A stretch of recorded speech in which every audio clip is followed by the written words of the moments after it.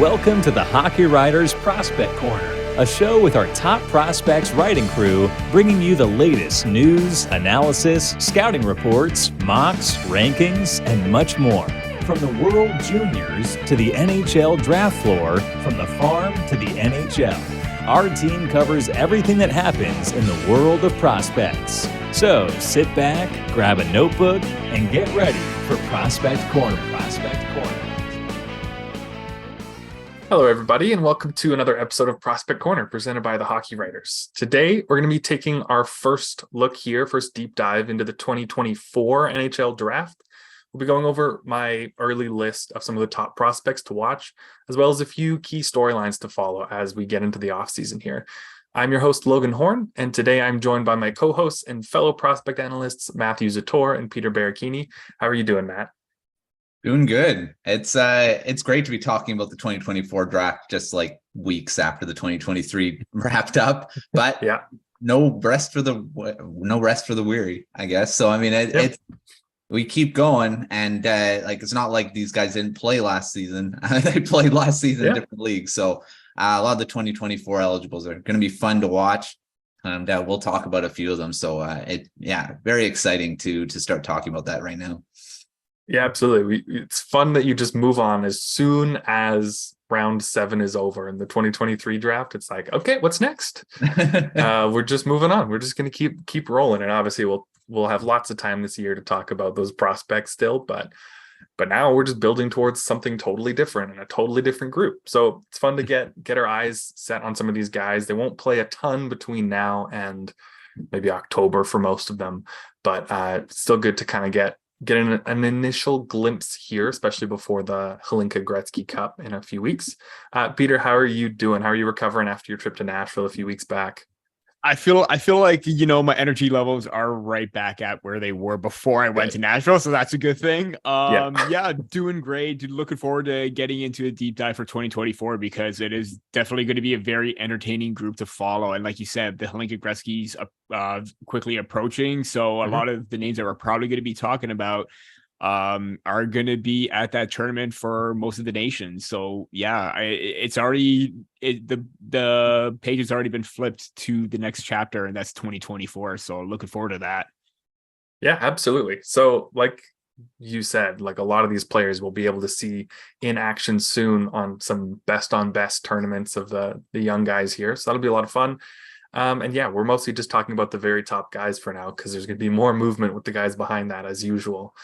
So let's just start, I guess. We'll start with some of the trends and storylines almost a whole year out from the draft before we get into specific players.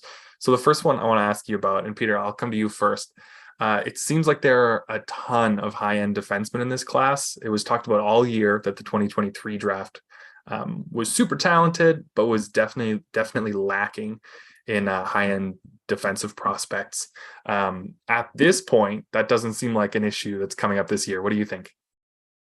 Yeah, it seems like 2023 was the year of the forwards. You had a lot of dynamicism, a lot of great skill, size, strength, complete package players up front in regards to the forwards in 2023. But now it seems like it's going to be the reverse, where you still have quality talent with, Macklin Celebrini and Cole Eiserman and Ivan Demidov leading the way for the forward group. But the defensive unit, or the defensive prospects this time around, seem to be a lot more stronger, a lot more depth, and a lot more quality than the previous year. That you only had, on paper, it was either between David Reinbacher and Axel Sandin Pellikka as 1-2 for us, but then Simashev is the first defenseman taken off the board. Who saw that coming, right? No, Reinbacher was. Yeah. Simashev was the second one when we thought it probably could have been Sandin Pellikka. But now you have, a lot of great two-way talent. You have, Artem Levshunov in the USHL. You have Sam Dickinson. You have Henry Muse. You have offensive defensemen in Cole Hudson and Zane Parekh. There's a lot of dynamicism there, but a lot of smarts and a lot of, future cornerstone defensemen that teams would love to have on their top pairing right now. And, I was just counting numbers before I even came on. I'm doing my early ranking right now, and I have about 12 in the first round, 6 in my top 16 for defensemen. So you could rest assured that defensemen are going to be at a premium this time around at early in the draft or even later on in the first round going into the second. Yeah, absolutely. There's just so many on the radar so soon. Last year at this time, or just after the Hlinka Gretzky, it was Cam Allen, Caden Price. We definitely didn't know the name David Reinbacher. Most of us didn't. I knew him a little bit with the August World Juniors for Austria, but Axel Sandin Pellikka wasn't on our radar. So lots could change. We could get some more defensemen coming out of the woodworks, or more forwards or goaltenders. Who knows? There's a lot that can change in these players, like age 17, 18 season. Lots of development to go, but yeah, you hit the nail on the head. There's so many. Like on my early top 16, I have 8 of my 16 are defensemen. And then I have 12 honorable mentions, and 6 of them are defensemen. So that is 14 of 28, which is 50%, which is absurd. That will not happen on draft day, probably 12 months from now. But it just goes to show how much higher pedigree that the D group is this year. Matt, what are your thoughts on that? I know it seems like some teams in the NHL probably reached a little for defensemen this year, because you can never guarantee that 2024 is going to be actually as stacked as it looks on defense. But what are your thoughts now looking ahead? Well, like you both said, it's pretty stacked with defensemen. Like there were quite a few that were added to the 2023 draft that we didn't anticipate, right? Reinbacher, Simashev. Yeah, there'll probably be first round picks, but that high, probably not. We weren't thinking that. There were a lot more defensemen drafted in the first round than I think we thought at this time last season. So, I mean, you never know. But I think there's going to be a ton that are going to be drafted in this one for sure. You're looking at the high-end guys. Like Lev Shunov is probably definitely a top 5 pick. Could be top 3, like you've got him in your rankings, Logan. And a guy like Demidov, I mean, he's not a defenseman, but the Russian fact, there's another 2 Russians there. One already playing in North America, so that's a good thing for Lev Shunov. Demidov, we'll see if that ends up being a factor, like Matt Michkov, but we'll see with that. But back to defensemen, it is stacked. Like I already looked, like before we started recording this thing about Aaron Kiviharju, I thought he was supposed to be drafted this season, this year, looking at him. But no, he's not until this coming draft. And he already looked really good. The places I saw him already in the different junior tournaments, and he has a smaller defenseman, but he's got a ton of skill. And but yeah, he's an exciting guy. And you got like Cole Hudson. We already talked at length about him before even the 2023 draft of what he did at the World Junior under 18. So it's going to be fun to follow a lot of these defensemen, because there's going to be a lot drafted in the first round. It's going to be exciting. Yeah, absolutely. That'll be a fun thing for us to deal with all year here. We get to focus more on defensemen, which I love, because that was always the position I gravitated towards anyway. I'll come to you, Peter, with this next one, because I know you'll be just thrilled to chat about it. The OHL, from this group of top prospects, it looks like the OHL is kind of bouncing back a bit. Last year, at least at the high end in the first round, there weren't a ton of players taken. Let me see. Was Colby Barlow the first? Yeah, he was. Off the board. Yeah, to Winnipeg. So it took a while, and then only a few more went in the first round. What are your thoughts on the bounce back, the potential bounce back here from the OHL? Lots of top guys there.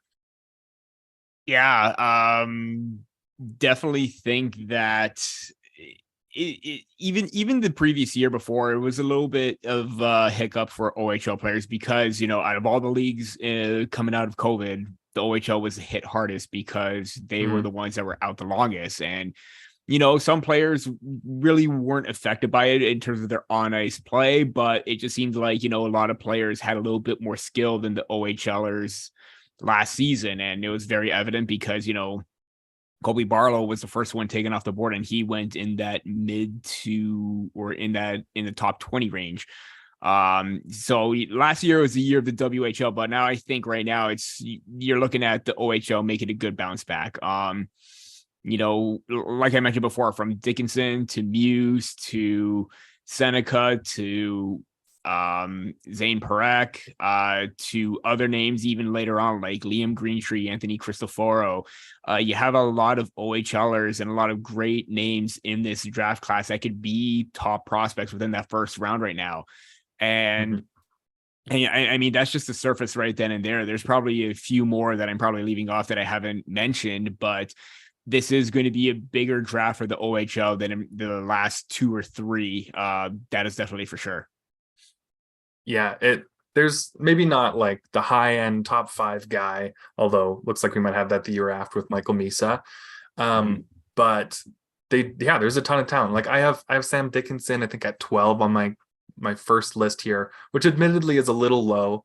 I think he has insanely high potential. And if he shows that he can put some of that together next year, then he's going to rise real quick for me. Yeah. I could see him as a top 5 guy soon.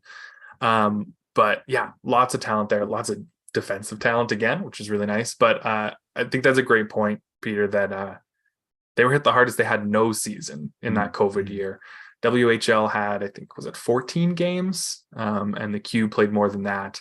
But yeah, all those OHLers were just sitting on it. Maybe some of them, usually the older ones though, like went overseas to play a little bit. But if you were 15 at the time, you probably weren't ready to just hop ship and go play in Switzerland or Sweden or something. So it's interesting to see the effects of that still kind of playing a part for now. Hopefully we're getting through that a little bit though. Matt, what are your thoughts on the OHL bounce back here? Potentially. No guarantees, but well, it's looking really good for the OHL, and you're looking at, like you say, all those guys. Most of them are defensemen, and it's great to see because, like you guys said, it was tough that they couldn't even play at all that season, and it's going to be a trend, I think, for the next I don't know how many seasons. It's going to be something because even the players that were in there like AAA or AA or whatever, they weren't playing most likely throughout that time too. So their development was taken out. So it's going to take a while, I think, for a lot of this to kind of smooth out. But it's great to see that it's starting already for especially the OHL. And you're looking at a lot of highly skilled defensemen and probably forwards as we keep going as well.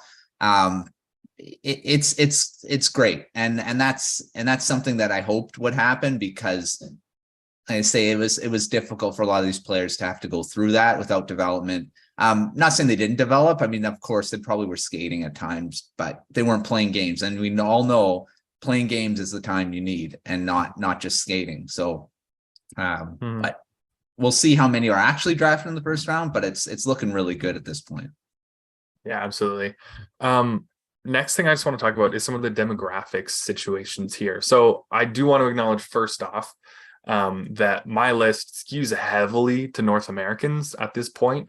And that's partly just because it's a lot easier for me as someone who lives in North America to watch those games. And most of my rankings to this point are based on people that I saw while I was watching other players from last year. So there'll be more depth to it eventually.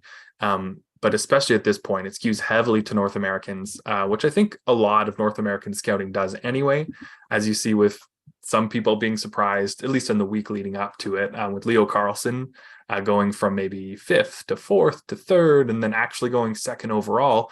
And there's this pretty serious bias of people being like, well, obviously Adam Fantilli was better, so that was a bad choice.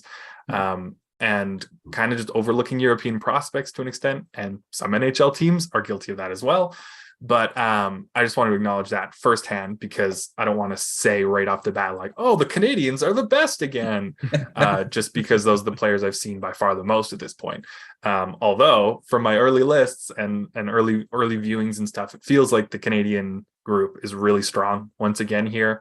I don't think you can argue that. You can argue that there should be more players from other countries in my early top 16 here, but and I'll listen to that. But Canadians are pretty dominant here again. Lots of Americans as well. As you mentioned, 2 players from the blocked countries there. Yeah, Ivan Demidov is Russian. Artem Levchunov is actually Belarusian, which also means he's blocked from all the same tournaments and leagues as Demidov. He was able to get into the USHL last year.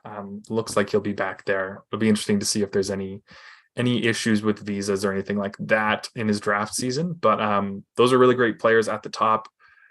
Who knows if we'll see kind of Matvei Michkov-esque issues, at least with Demidov. Lev Shunov feels like he'll be safe because it seems like in the last couple of years that Russian, Belarusian players who are playing in North America for juniors haven't really had issues.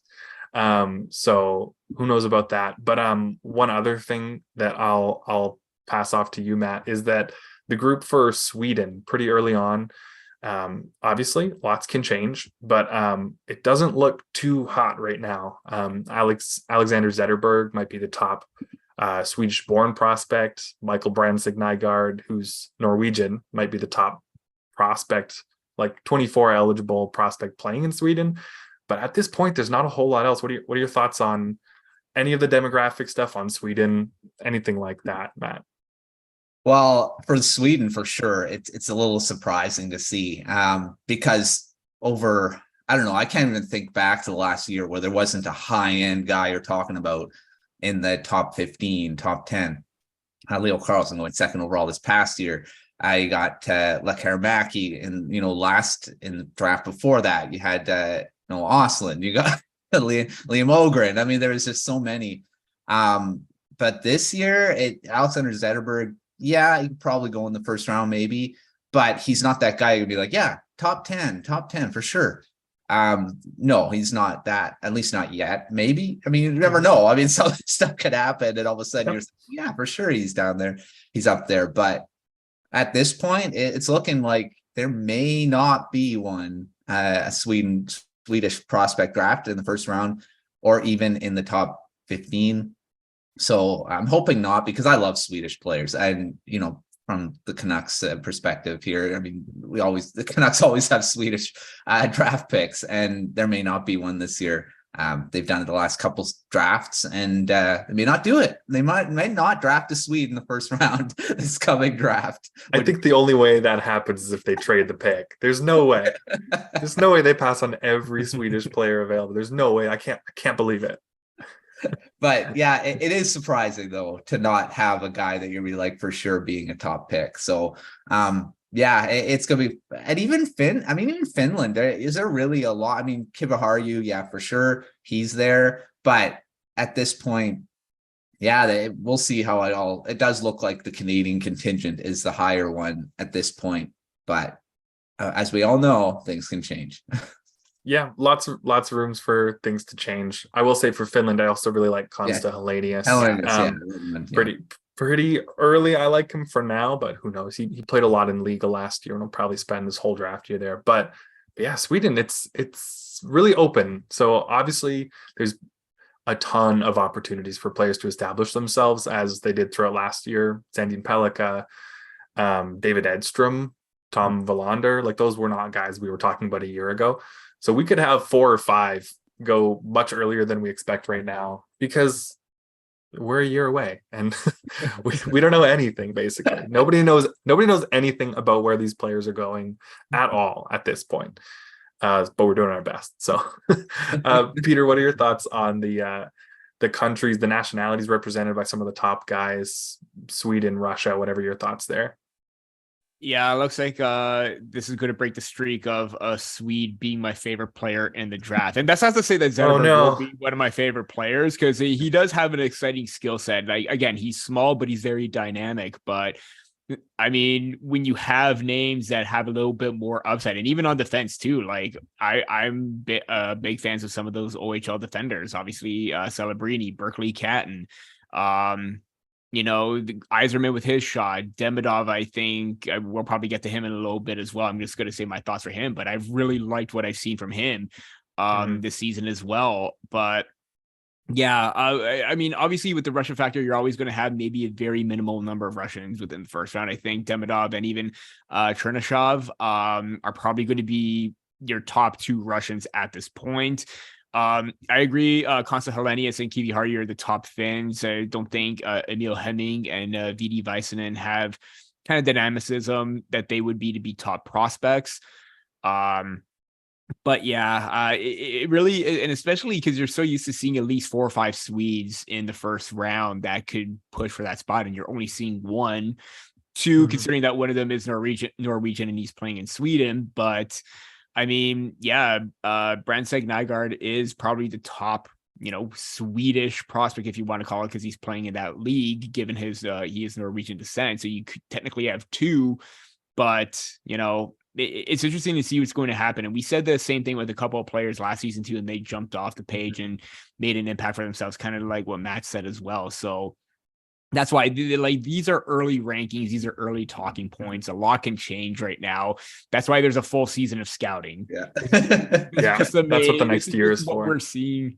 Exactly. This is just what we're seeing at the moment right now. Hopefully there will be a few more Swedes that can, get into contention too. Hopefully Simon Zator has a good season. You're looking at Carl Sterner as well as a potential name. There is one more here, Melvin Fernstrom, some other top notable Swedes that had success in their previous league that's making the jump to the J18, J20 level. So we'll see what they can do, because that's going to be, one thing to keep an eye on as well. Yeah, absolutely. I do want to say I will be claiming Michael Brandsegg-Nygard as my annual Scandinavian player to watch to just really love. Okay, this isn't fair. I guess I need a different word for it because I'm not including Swedes in this. Like Marco Kasper 2 years ago, loved that guy, loved the play style. Yeah. Oscar Fisker Molgaard, you guys know I wouldn't shut up about him all year. Big fan of his game. And Michael Brandsegg-Nygard is just continuing the tradition. Why is Marco Kasper in there? Never mind. Maybe I should just say not as common European, because he's from Austria. Not as common European hockey countries. But then you get some Norwegians and stuff in there. Wow, I just put my foot in my mouth further and further as I kept saying that. Basically. Good. Anyway, I'll move on. Okay, we're gonna just take a quick break here, but we'll be right back after a quick word from the Hockey Writers. Interested in writing for the Hockey Writers? If you have experience writing about hockey, are passionate about the sport, and are looking to take your writing to the next level, the Hockey Writers could be the place for you. Here at THW, you will have the opportunity to hone your craft at one of the world's largest and most respected hockey publishers. You will have control over what you write, be able to seek out media credentials, and be supported by a large network of writers and editors. Plus, you'll get paid for doing it. If you're interested and want to know more about team openings and requirements, please visit the Write for THW page on the Hockey Writers website. A link to that page is also listed in the description. All right, so now we're gonna take a little bit closer of a look at my early top 16 here, get your guys' thoughts on some of it. So first, I just want to look at the top 5 because there's lots of variation in the top 5s at this point. Maybe not as much in the top 2, top 3 picks, maybe not quite as much variation there. Currently, my list, where is it? Sitting at Max Celebrini, first overall, and then Cole Yzerman, Artem Levshunov, Ivan Demidov, and Konsta Helenius, which is, I didn't realize until just now, but all 5 of them are from different countries, which I think would be fun. I like seeing different flags up there. That's fun. What are your guys' thoughts on that? Matt, I'll come to you first. What are your thoughts on my top 5 there? What do you think of the ordering of it? You think Celebrini's first at this point? Do you think someone else is pushing him? What are your thoughts? Well, I think Celebrini is first right now. Demidov is really rising for me. I just from Peter was on Twitter raving about him, and he's looking really good. He's going to end up being a guy that's going to really raise up. I mean, he's 4th on your list. He's not like he's really low, but I think he could be pushing for it. Cole Yzerman, we all know what he's done. He did at the under 18s. We were raving about him at that time. I think that episode we were talking so much about 2024 picks. We're like, wait, we're talking about the 2023 draft, right? So, but yeah, Yzerman, definitely top 5. I think for me, I think right now the top 5 for your top 5 is probably close to what mine is. I'd maybe put Kiviharju in the 5th spot at this point because I really like him, and Cole Hudson a bit higher, but we'll talk about that later. Yeah, I think the top 5 is pretty much. I mean, right now it's so early, but at this point, yeah. Yeah, that's fair. At this point, I see Celebrini as the most well-rounded. He's the only center, I believe, in this group, unless Konsta Helenius sticks at center, which he didn't play center at all in Liga last year because most teenagers don't in pro leagues. He's a center. He really complete, just dominated the USHL. I genuinely think if he keeps this trajectory up, I would not be surprised with a year in the NCAA next year, which will be shortened a bit because he had off-season surgery and he won't start at the start. A year that's at least comparable to Adam Fantilli's last year in the NCAA. I don't know that it'll be quite to that level, the like record-breaking stuff that he was doing, but Celebrini did break a ton of records in the USHL set by Adam Fantilli on the exact same team. So you never know. He could have a similar season. Roughly, like that's kind of the similar level of player, I'd say, maybe a little lower. Yzerman has more offensive potential, probably. He's got an insane shot that we will have plenty of time to talk about, I'm sure. Artem Levshunov and Ivan Demidov, I think that's a fair point there, Matt, that Demidov could be a little higher. Honestly, those guys are kind of a coin flip for me at this point. If Levshunov keeps showing more offense, then I'll probably keep him pretty high because I see real like number 1 2-way D potential there. But Demidov is a very dynamic player. I know I'm not as high on him at this point as Peter is, so I'll let him talk about him when we get to that. But he's going to be a very good player, like real potential to be like an excellent top line winger, like a really good offensive player. But I'll leave most of that for Peter. Konsta I'm a huge fan of. Was one of the best players at the U18s for Finland, a really kind of rough Finland team. But he played a ton of games in the pros this year and was great. And so I think he's just going to be better next year. High hopes for him. Anyway, Peter, I'll come to you. What are your thoughts on my top 5? How does yours differ? What do you think? Yeah, I mean, obviously, Celebrini and Yzerman are 1-2. I was about to say, Celebrini is going to, improve his draft stock at the Hlinka Gretzky, but then I realized, that's right, off-season surgery. He probably isn't going to be there. Now, also, like, why is he not on the list? There you go. Yeah. Makes sense. Shoulder surgery, minor thing. Minor thing, but I do think that he is bound to have a good collegiate season. Like you and Matt said, I don't know if he's going to like break Fantilli's record, but I think he's going to be probably knocking on that door. Yzerman, his shot is absolutely, uncanny at this point. Similar to that of Austin Matthews, Ovechkin, Stamkos, you have elite goal scorers and snipers in the league. He's one that's definitely going to be one to follow as well and be another dynamic goal scorer. I personally would have Ivan Demidov at number 3, and I think he's more likely to be a top 3 selection than Matvei Michkov was as the season progressed, because there were some questions about, his production, how it's only against lower seeded teams, even though that the team that he was on wasn't that great. But the way that Demidov is playing right now, he's very dynamic, very crafty, very smart with the puck. It seems like he's always thinking 2 steps ahead instead of 1 step of what he's going to do. And he's just so flashy and creative with what he's doing in the offensive zone. And I think that he just has that little bit more dynamicism and more speed to his game, and that, size factor where he's able to hold his own and shield the puck a little bit better than Michkov. But again, if I'm probably a bold statement right now, I would probably take Demidov over Michkov maybe as a, debate. Again, that's just me thinking inside my head of what I've seen with Demidov, but again, Michkov has a great goal scoring, repertoire, but Demidov seems to be a little bit more complete because he's also a very elusive playmaker and deceptive playmaker as well. So he's the reason why I would have him at 3. But then again, Levshunov is showing both offensive and defensive game. It wouldn't surprise me that, maybe Demidov does bump down to 4 and Levshunov overtakes him as that. And for me, Sam Dickinson, I would have at 5. I know that he's probably going to be a riser for you, Logan. I'm already jumping the gun a little bit, thinking that he is going to have that type of a season where he looked great in the top 4 role for the London Knights, and now that he's going to probably getting top pairing minutes at this point as well, a lot more production. There's a changing of a guard with some players moving on from the Knights. Probably Easton Cowan's going to have a big season, being the first round pick for the Maple Leafs. I think Dickinson's going to have that opportunity to get more ice time and more responsibilities under the Hunters, and that's going to bode well for his 2-way game. Yeah, no, that's a totally fair group. I just want to say on the Demidov stuff, I think it's fair to say that he's definitely a more rounded player than Michkov at the draft season, like in their draft -1, or even probably in the draft year.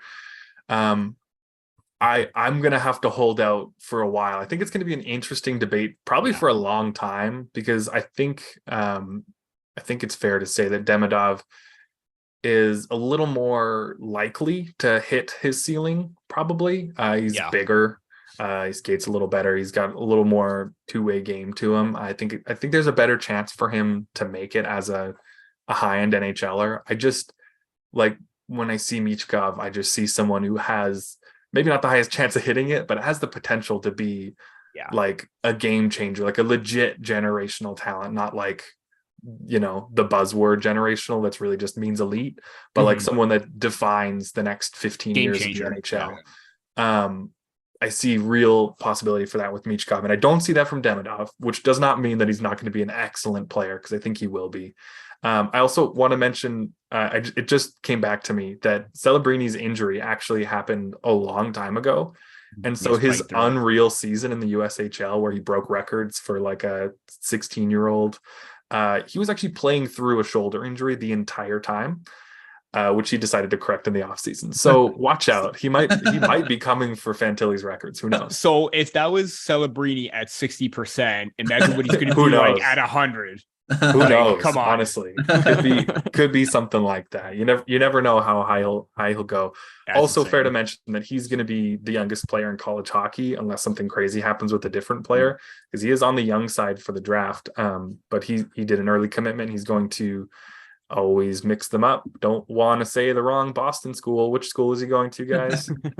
Help me out, everyone. I don't want to make people mad, because I know that it means a lot more to Americans than it does to Canadians. Boston University, not Boston College. Yeah, okay. It's university. Yeah. Good. He's going to university. Boston U, not BC. Okay, just wanted to double check that one. I believe that's the school Tom Valandre is going to as well, so that's kind of fun. Didn't Jack Eichel go to BU? Cry about that. I will not even try a guess. Don't try to trap me in this. I won't fall for your bait. But Tom Valandre being there, all the Canucks fans that are watching him will just get to be real sad about the fact that they are probably going to be a little too good to get Celebrini. Maybe not a lot too good to get Celebrini, but too good to get him, unfortunately. Anyway, Jack Eichel was BU. Yeah. BU 71 points in 40 games. So let's see if Celebrini, when healthy, can try and knock on that door if he can. Yeah, he might not get that many games. He might have a shorter season, but get the points per game rate at a similar level, and people will be talking about it, I'm sure. Yeah. All year. So Matt, I'll come to you here. Is there anyone on my list here? I just have 16 and then a bunch of honorable mentions. Could be someone that's not even on that though. Is there anyone you think should be a little higher than I've got them at this point? What are your thoughts?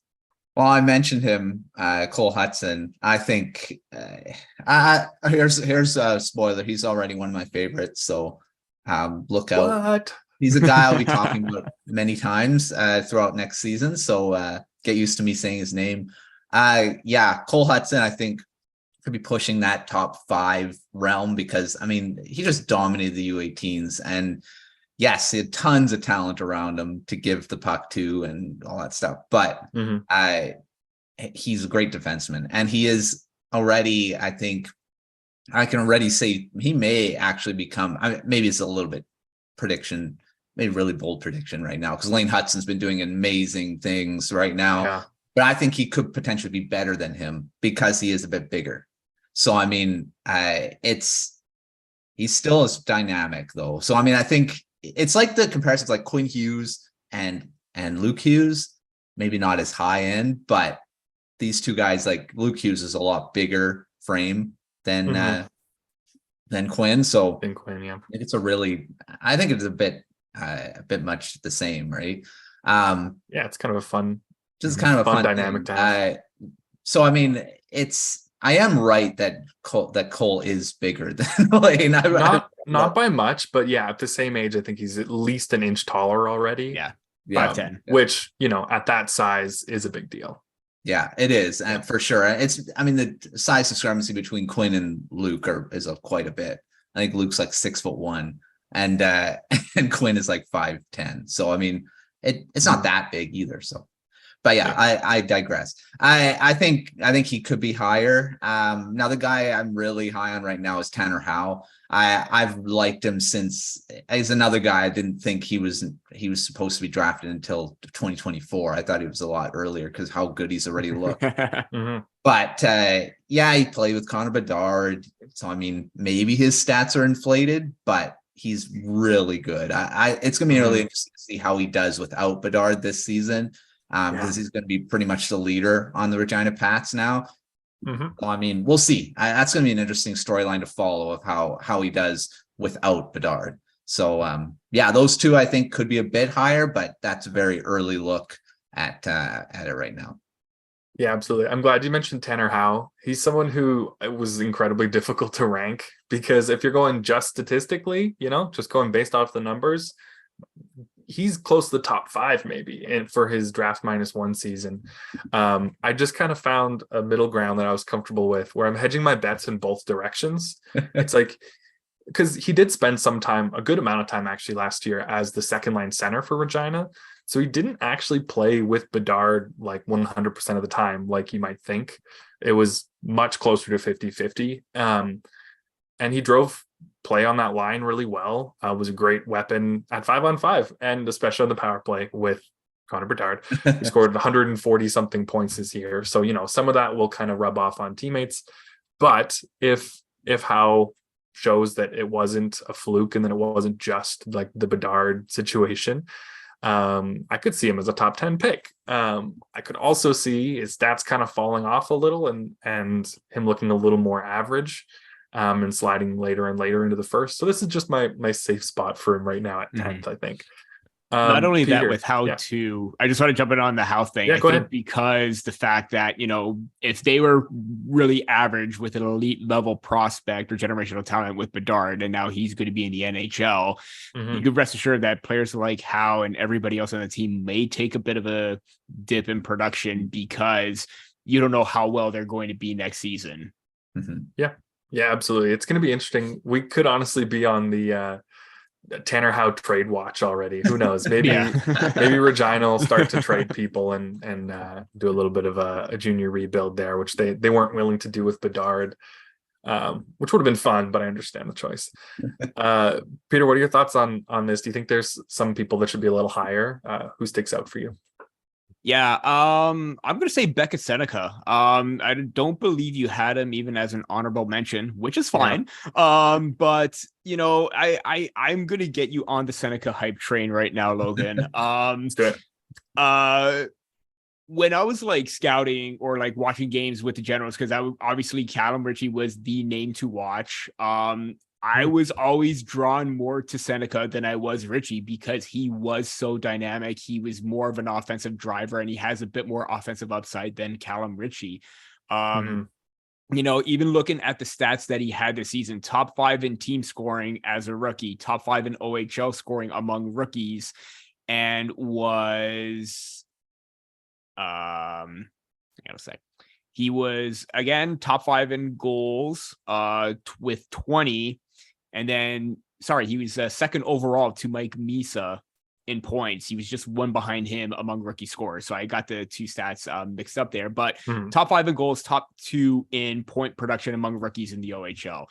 If he was able to do that as a rookie on a subpar Generals team, I think he's in for a big year, considering the fact that he's very aggressive. He's very... has that creative side. He's great at generating chances. He's got a great shot from far out. He's got a very good, I would say a bit of a developing two-way game as well, but I think he's going to be known for his offense. He's very responsible on both sides of the puck, and I think he's going to be in for a big season. I have him just outside my top 10, but then again, this is way too early. Things will change, but I'm banking on him being a potential top 15 pick.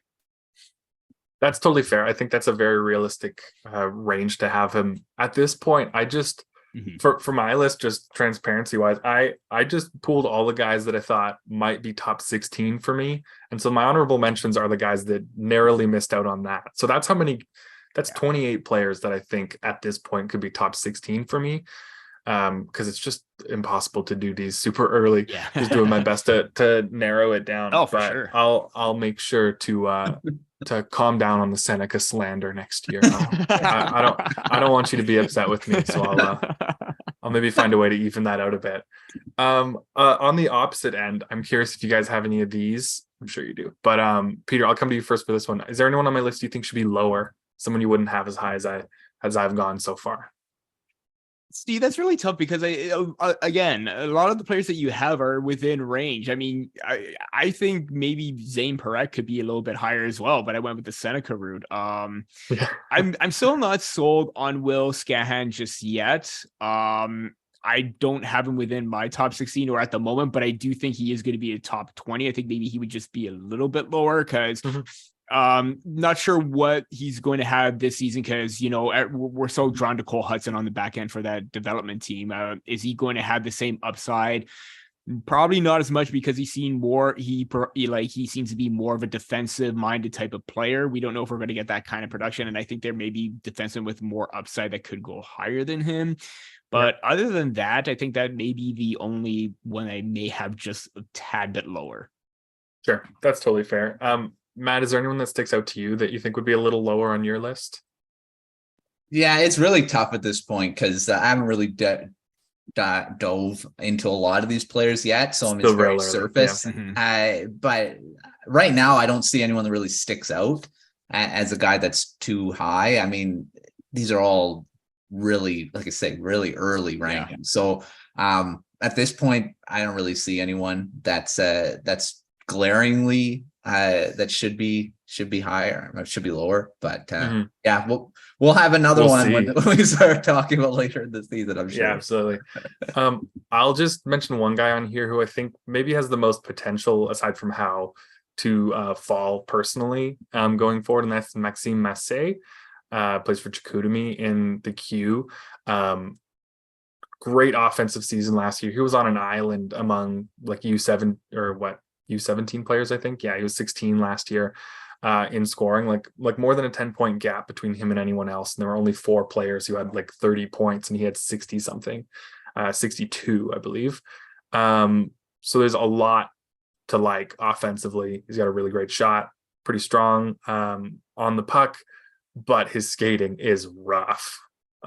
Like, I don't think he has the skill to be talked about the same way, and his size is a different factor entirely. But like Andrew Crystal level, like detrimental to your draft stock, probably, because Crystal on pure talent, at least a top 20 pick in this last draft, probably. I believe he went 40th overall. Size and skating being the main factors pulling him down. And Massé, his skating is tough. He's going to need to put some real work into that. But if he can get it to average, I think he's got a good shot to stay up. But he could be someone that moves a bit for me. All right, so we're just going to wrap up the show as we love to do every week here with our prospects of the week. And now that we're past the point where we're just like burnt out on the same prospects and we have some new guys to talk about, I'd love to just hear about someone from any future draft. Doesn't have to be this coming years, whatever, but someone you want to give some attention to that we didn't chat about a lot. So I'll start off quickly with, I'm cheating a lot by doing 3 instead of 1. Caden Lindstrom, Andrew Basha, and Gavin McKenna. They're all playing for the Medicine Hat Tigers in the WHL. McKenna isn't eligible until 2026, and he played 16 games at the end of the year this year, and he scored 18 points. And that was no fluke. He was the first overall pick in the WHL Bantam Draft in 2022. Really, really high-end prospect, super early. So like, don't be like, he's first overall already, because it's kind of a waste of everyone's time at this point in time, truly. But really exciting prospect, really great playmaker out of Whitehorse. And then Caden Lindstrom and Andrew Basha haven't got a ton of attention. They're not in my top 16. They're in my honorable mentions because I don't know what to make of them quite yet. Neither of them have the really high pedigree. They're both mid to late rounds in the Bantam Draft to Medicine Hat, but they both looked great last year. Lindstrom has a great shot, and he's huge. I think he's 6'5" already. This team could be like, maybe not quite, but they could be like Winnipeg Ice, Seattle Thunderbirds level dominant in the WHL maybe not this year, but a year after, definitely that's in the conversation if Basha and Lindstrom both come back to the WHL, which I expect they would. There's a lot of potential there to rise. I believe Lindstrom is playing for Canada at the Hlinka Gretzky, which could be a really good start to a season, hopefully. It's going to be pretty physically dominant for sure, but I think he's got enough skill to be in that conversation as well. Matt, I'll come to you. Who's your prospect of the week here as we look to the future? I'm jumping to the 2025 draft. LJ Mooney. He is 5'5", so very small. He's a very small guy. But watch some video on this guy. You'll be excited. He is very dynamic. And yes, it's a lower level. Yes, he's probably better than everyone on his team. But his edges are amazing. He's like deking around like I don't know how many guys. And his, like level of his edge work is just looking initially. It looks really good. His shot looks really good again at a lower level. Again, against the goaltender is probably not going to be drafted. But you still can't. I mean, it was amazing to watch some of the highlights already. Playing for the Pittsburgh Penguins elite under 16. He is 16 years old right now. Broke out with 33 goals and 80 points in 54 games this past season. Yeah, so I want to highlight him. Yes, very far down the road, and maybe his size could be a factor, but his skill level looks really good right now. And probably won't stick at center at 5'5", but we'll see. So LJ Mooney, and then we already talked about Tanner Howe. He was another guy I wanted to highlight, but we already talked a bit about him. So LJ Mooney, keep an eye out. I'll probably be championing him because undersized. Again, another, just looking at initial scouting, very high motor as well. So just buzzing around every time I saw at least the highlights I saw of him. So yeah, keep an eye on him. Yeah, absolutely. It'll be a little easier to now. Not trying to find like U16 random leagues from Pennsylvania. Instead, he's playing for the NTDP, if I'm not mistaken. Yes, he's going to U17s. Yeah, so hopefully that's a good development path for him. Hopefully he can put on some muscle. I mean, he's literally just turned 16. So but in the next 2.5 years, whatever, put on some muscle, hopefully gain a couple inches, because I agree, there's a lot there that could be a lot of fun someday. Peter, what about you? Who's your prospect of the week here? Prospects, similar to you and Matt, I'm going multiple, but I'm going to start off with two teammates from the Windsor Spitfires, Liam Greentree and Anthony Cristoforo. Both will be playing for Canada at the Hlinka Gretzky Cup. I really think that, Greentree is going to be one of the top shooters in this draft class, 25 goals last season, first among rookies. Again, more than Michael Misa, but then again, he's more of a two-way type of player there. I think that he's going to be a big factor offensively for Team Canada at that tournament, and even the season coming up for the Spitfires. Again, he's going to take a big step. Cristoforo, again, smaller end of the defensive side, or like in terms of stature, 5'11", but he's got great weight, or he's got the strength or the weight build. 180 pounds to go up against tougher opponents, but the IQ that he possesses on both sides of the puck in the offensive zone, defensively, he's very, very smart. I think he's going to be in all situations and have a minute eater for Team Canada and even for the Spitfires this season. So looking forward to see what those two teammates can do internationally and in the OHL this season, because I expect big things from them. And the other one is Michael Hage. Similar to Celebrini, he did not play this season, or only played in 13 games because of a torn labrum, and he was out 4 to 6 months. And that's, a lot of time missed, especially for a player that's, trying to move up in the ranks right now. And 10 points in 13 games when he came back is, from a serious injury like that, I consider that very impressive. And considering the elite level skill that he has, the hands, the deceptiveness, the awareness on both sides of the puck to anticipate plays offensively and defensively, he's a guy that creates chances, and he's very creative at doing that in their high end quality chances, not just, floaters or anything like that. He's energetic. He's making things happen every single shift. So I think that he's going to be in for a big season with the Steel this year. I mean, elite organization at that US junior level. if he stays healthy, I'm hoping that he does, and there's no serious injury, I think he's going to be making his way up a lot of charts right now because he's got a lot of potential. That's actually a great pick there. Haig really didn't get much attention last year. He was a really highly touted recruit that Steele snagged from, I think, the Kitchener Rangers, who took him really early in the OHL priority draft. They took him top 10, and he went to the USHL for the the college track junior hockey, because the CHL is considered pro hockey, and so you can't go from the CHL to NCAA. And clearly that was the development where he preferred, and lots of players are seeming to prefer at this point in time. Adam Fantilli, Max Celebrini, Owen Power, all these Canadians who didn't want to take the CHL route and wanted to take the college hockey route, so they went to the US to play their last year of proper junior. But he looked good in the little bit that he played, and hopefully he can look even better next year in a full off season as well, which will be huge, I'm sure.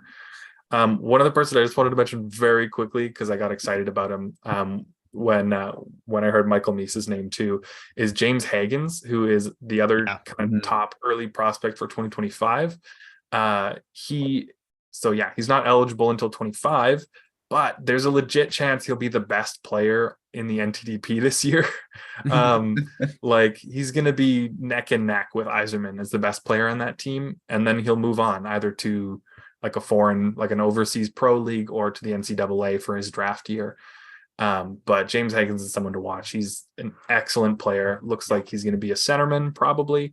And him and Yzerman are going to be a real dynamic duo this year. So go ahead. I want to throw in one more thing about Mooney. Just an interesting fact. He's cousins with Logan Cooley, so that's kind of a. Oh, nice! All these Pittsburgh area boys are coming to the NHL now, I guess. It's like that's fun. That's a fun one. I like that.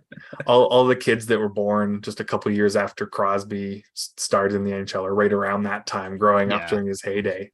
That's fun. You see the influence starting to grow there. That's nice. I like that. All right, so we've got some nepotism. We'll get some votes in for him, I'm sure. He'll get drafted by Arizona. Regardless of where he's at in his draft year, Arizona's taking him. You always see that. There's always a nepotism draft. All right. Well, there's lots to talk about this coming draft and future ones, and we'll get the time to do that. We'll have plenty of more episodes about that, but for now, that'll do it for this week's episode. Thank you all for tuning in to another episode of Prospect Corner.